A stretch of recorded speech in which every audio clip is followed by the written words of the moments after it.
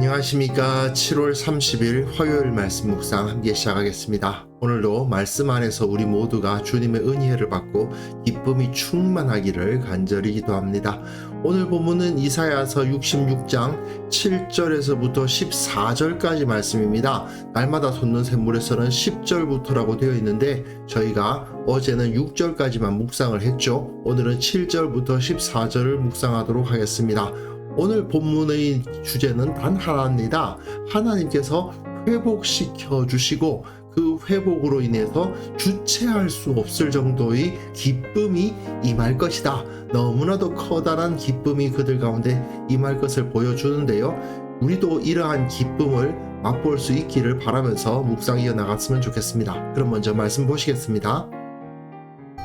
시온은 진통을 하기 전에 해산하며 고통을 당하기 전에 나말을 낳았으니 이러한 일을 들은 자가 누구이며 이러한 일을 본 자가 누구이냐. 나라가 어찌 하루에 생기겠으며 민족이 어찌 한순간에 태어나겠느냐. 그러나 시온은 진통하는 즉시 그 아들을 순산하였도다. 여호와께서 이르시되 내가 아이를 갖도록 하였은즉 해산하게 하지 아니하겠느냐. 내 하나님이 이르시되 나는 해산하게 하는 이인즉 어찌 태를 닫겠느냐 하시니라. 예루살렘을 사랑하는 자들이여 다 그 성읍과 함께 기뻐하라. 다 그 성읍과 함께 즐거워하라. 그 성을 위하여 슬퍼하는 자들이여 다 그 성의 기쁨으로 말미암아 그 성과 함께 기뻐하라. 너희가 젖을 빠는 것 같이 그 위로하는 품에서 만족하겠고 젖을 넉넉히 빤 것 같이 그 영광의 풍성함으로 말미암아 즐거워하리라. 여호와께서 이와 같이 말씀하시되 보라, 내가 그에게 평강을 강같이 그에게 문나라의 영광을 넘치는 시내같이 주리니 너희가 그 성읍의 젖을 빨 것이며 너희가 옆에 안기며 그 무릎에서 놓을 것이라. 어머니가 자식을 위로함같이 내가 너희를 위로할 것인즉 너희가 예루살렘에서 위로를 받으리니 너희가 이를 보고 마음이 기뻐서 너희 뼈가 연한 풀의 무성함 같으리라. 여호와의 손은 그의 종들에게 나타나겠고 그의 진노는 그의 원수에게 더하리라. 이제 내일이면 이사야의 마지막 본문을 묵상하게 될 텐데요. 이제 우리는 온전한 이스라엘의 회복, 새 하늘과 새 땅이 이루어질 것을 바라보고 있는 이사야의 외침, 이사야의 예언을 보고 있습니다.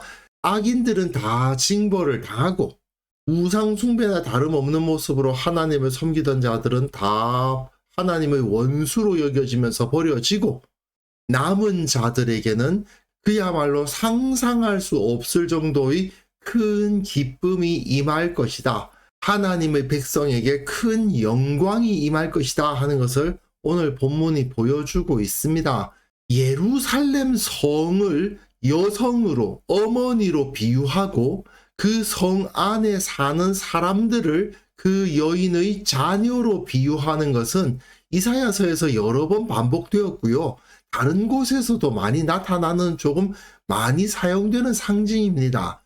예루살렘이 시온 산 위에 세워진 도시거든요. 그러니까 시온이란 말은 예루살렘을 말하는 건데 이 시온이 이제 어머니, 여성입니다. 그런데 이 여성이 진통을 하기 전에 해산하며 고통을 당하기 전에 나말을 낳았다.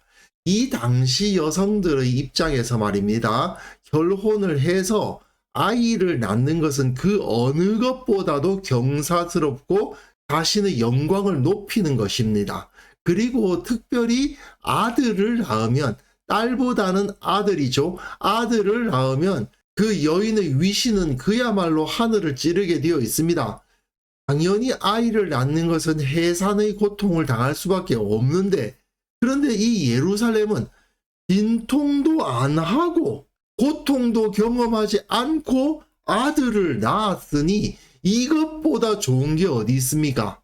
이러한 일을 들은 자가 누구이며 이러한 일을 본 자가 누구이냐. 나라가 어찌 하루에 생기겠으며 민족이 어찌 한순간에 태어나겠느냐. 그러나 시온은 진통하는 즉시 그 아들을 순산하였도다. 아무런 고통 없이 아들을 낳는다. 자기 백성이 아무런 고통 없이 생긴다는 의미겠죠. 사실 히스기야가 아수르에 의해서 침공을 당했을 때만 해도 이런 표현을 했었습니다. 37장이에요. 히스기야의 말씀에 오늘은 환난과 책벌과 능욕의 날이라 아이를 낳으려 하나 해산할 힘이 없음 같도다. 이게 바로 예루살렘의 예전 모습이었어요. 아수르와 바벨론의 침공에 의해서 아이를 낳으려고 하지만 해산할 힘이 없어서 아이와 산모가 같이 죽어가는 모습, 그게 바로 예루살렘의 모습이었다고요. 그런데 지금 하나님께서 이 예루살렘을 회복시켜 주시니까 어떤 일이 벌어지느냐? 진통도 없이 아들을 낳으니 이 당시 여인들에게 있어서 아들 낳는 것보다 좋은 게 없는데 아무런 진통 없이 아들 낳으면 그야말로 최고죠. 여호와께서 이르시되 내가 아이를 갖도록 하였은즉 해산하게 하지 아니하겠느냐? 너희 하나님이 이르시되 나는 해산하게 하는 이인즉 어찌 태를 닫겠느냐? 이 말은 물론 그 예루살렘 가운데 많은 거민들이 돌아와서 살게 될 것이다 하는 것을 예언하는 것이죠. 그리고 그것이 여인이 남자아이를 낳는 것만큼이나 경사스러운 일이고 기쁜 일이 될 것이다. 그야말로 한없는 기쁨이죠. 아무런 해산의 고통조차 없이 남자아이, 아들을 낳으니 그것보다 큰 기쁨은 없는 겁니다. 예루살렘을 살아가는 자들이여 다 그 성읍과 함께 기뻐하라. 그 성읍과 함께 즐거워하라. 슬퍼하는 자들아. 이전에는 슬픔이 있었죠. 이전에는 마음 아픈 일이 있었죠. 하지만 그 성의 기쁨으로 말미암아 함께 기뻐하라. 기뻐하라. 즐거워하라. 기쁨으로 말미암아 기뻐하라. 그리고 또한 너희가 젖을 빠는 것 같이 그 위로하는 품에서 만족할 것이다. 젖을 빤다는 것은 예루살렘을 어머니로 비유하고 예루살렘 안에 사는 거민들을 그 자녀들로 비유한다고 말씀드렸잖아요. 그 예루살렘의 혜택을 입습니다. 예루살렘은 누구로부터 혜택을 입겠습니까? 하나님으로부터 은혜를 받아서 그 성읍이 풍요로워지고 그 안에서 살아가는 사람들이 아주 행복하고 모든 것을 다 공급받으면서 살아갈 수 있게 된다는 얘기 아니겠어요? 그러니까 젖을 빤다라고 표현하는 겁니다. 어머니의 젖을 빠는 어린 아이와 같이 만족할 것이다. 젖을 넉넉히 빤 것 같이 영광의 풍성함으로 말미암아 또 즐거워하리라. 여호와께서 이와 같이 말씀하시되 보라 내가 그에게 평강을 강같이 문나라의 영광을 시내같이 주리니 너희가 그 성읍의 젖을 빨 것이며 너희가 옆에 안기며 그 무릎에서 놀 것이라. 사실 어머니의 품속에 있는 어린아이보다 행복한 사람이 어디 있습니까? 그 행복과 그 기쁨이 이 예루살렘 거민들에게 임할 것이다 라는 것을 보여주는 거죠. 어머니가 자식을 위로함 같이 내가 너희를 위로할 것인즉. 이들이 많은 고통을 당했던 것은 사실이죠. 바벨론에 의해서 침공을 받아서 완전히 망하고 쫓겨나고 끌려가고 노예가 되었던 것도 사실이지만 그럼에도 불구하고 이들은 위로를 받을 것입니다. 어린 아이가 조금 아픈 일이 있었다 하더라도 엄마가 안아주면서 위로하는 것처럼 이 예루살렘 거민들이 위로를 받을 것이다. 너희가 예루살렘에서 위로를 받으리니 계속해서 반복하죠. 그래서 또 기뻐서 너희 뼈가 연한 풀의 무성함 같으리라. 여호와의 손은 그의 종들에게서 나타나겠고 그의 진노는 그의 원수에게 더하리라. 너희 뼈가 연한 풀의 무성함 같다라는 표현은 여러 가지로 해석이 가능합니다만은 뼈는 사실은 죽고 나서 묻혀서 남는 것이 뼈잖아요. 근데 풀들이 무성함 같다는 말은 무엇이에요? 사람이 대를 이어서 그곳에서 살다 보니까 거기서 계속 사람들이 거기서 살고 거기서 묻힌다는 말이에요. 그러니까 풀의 무성함 같이 그곳에서 그 대대로 사람들이 살아가게 될 것이다 하는 말이죠.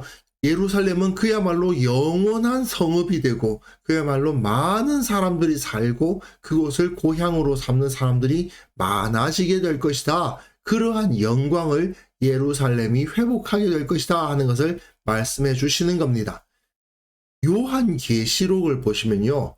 그리스도의 신부 새 예루살렘이라고 교회를 소개합니다. 교회의 영광을 가지고 이 새 예루살렘의 모습으로 칭하고 있어요. 이사야가 예견한 이 새 예루살렘은 예수 그리스도의 이름으로 칭해지는 사람들의 공동체, 교회에 의해서 실현이 된 겁니다.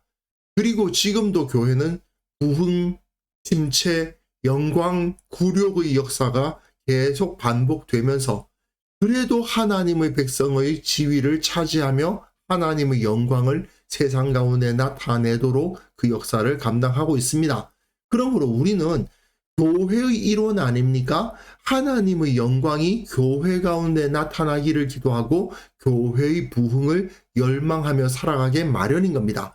교회가 하나님의 말씀으로부터 멀어지면 침체하고 굴욕을 겪게 될 것이고 말씀대로 살아가면 부흥하고 영광을 회복하게 될 것입니다. 그렇다면 우리는 계속해서 어떻게 해야 되겠어요? 교회를 말씀에 맞추어 가야 되겠죠.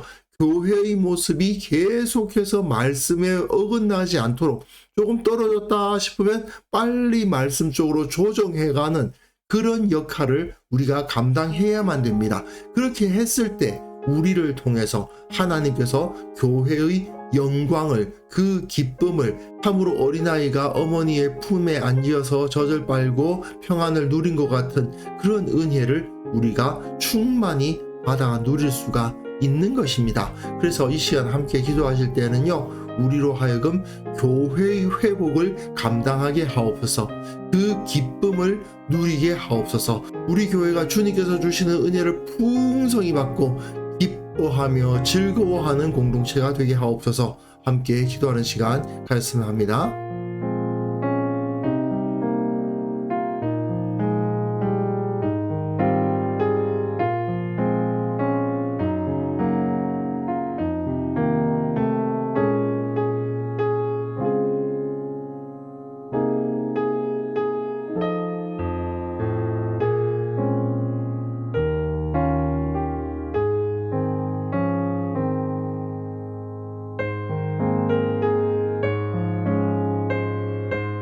거룩하신 하나님 아버지, 교회의 회복과 영광을 우리가 경험하게 하여 주옵소서.